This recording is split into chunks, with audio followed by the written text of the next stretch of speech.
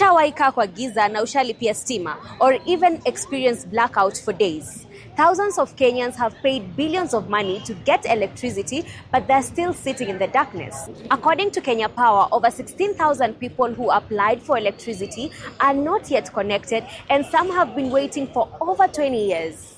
The company says the delays comes from not having enough meters, transformers, court cases, and even land disputes. The Auditor General also found that 7,740 projects worth over 800 million Kenya shillings have not even started, meaning people paid but they're still not connected to power.